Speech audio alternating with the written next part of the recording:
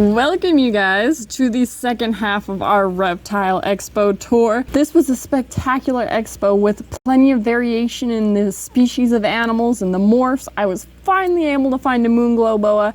As usual, keep an eye out in the bottom left corner of the screen where you can see the company names if we were able to get those and who's producing these beautiful animals. First, we found these Gidgee skinks that were beautiful.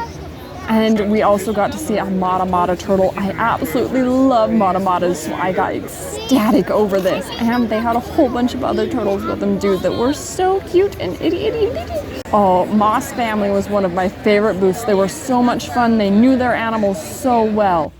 And I even was able to see a sailfin dragon. Check out these beautiful garter snakes. These were the only people that had garter snakes there.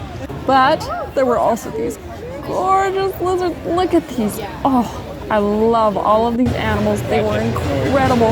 Here's my moonglow. I was so excited to find. It was a little out of our price range though, so we had to leave it, and that just broke my heart. And these incredible retics. Oh, these were massive and so beautiful.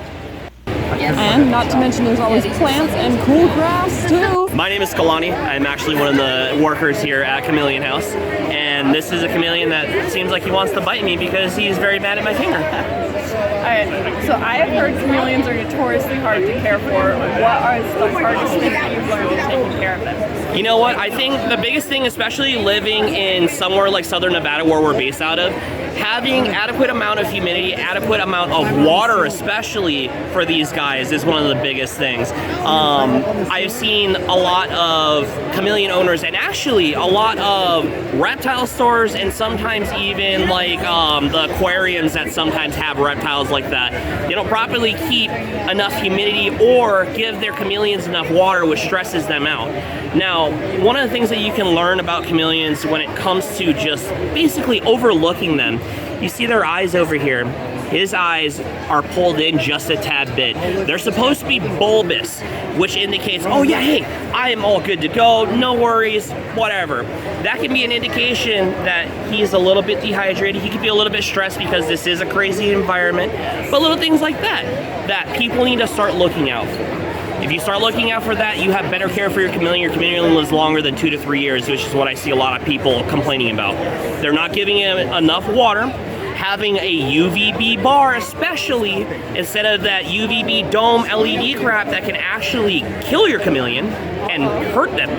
So what's the difference between the dome and the strip? So the bar, I don't know if you can actually get a view onto this.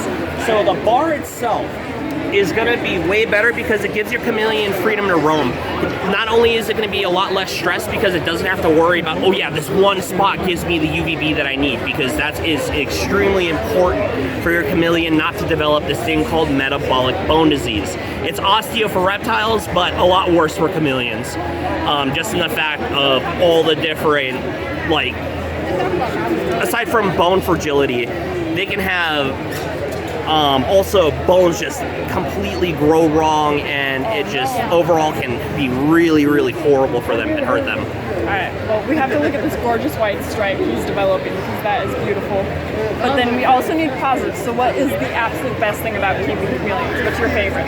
Okay, we have, now this is still a younger chameleon now. He's about maybe, I would say give or take 9-10 months.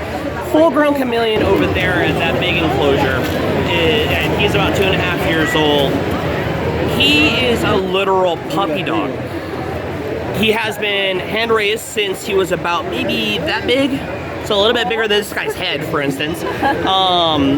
But Mario Scolari, who actually owns the business, has had him for 2.5 years, and it is literally a puppy.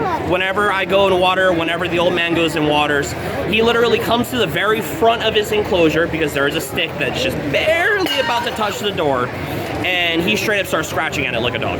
Oh, that's adorable. I started calling them scale puppies because the fact that, like, they live about as long as a Great Dane, the best way to describe them, but it's about the same general personality. Each one of these creatures will develop their own personality. They will figure out who they like and who they don't like. And overall, it's a lot of fun to keep something like this, especially just in the fact that, you know, there are people watchers. They like to just literally stare all day and just be like, oh, what are you doing? What are you doing? Are you about to attack me? Well, that is awesome. Thank you so much for teaching about these. That expo was so much fun, and I was so excited to find a moonglow boa. I want to hear what animals you guys have been searching for at a reptile expo that's surprisingly hard to find, like moonglow boas. And don't forget to like and subscribe, hit that bell icon so you know when the next cage build is ready.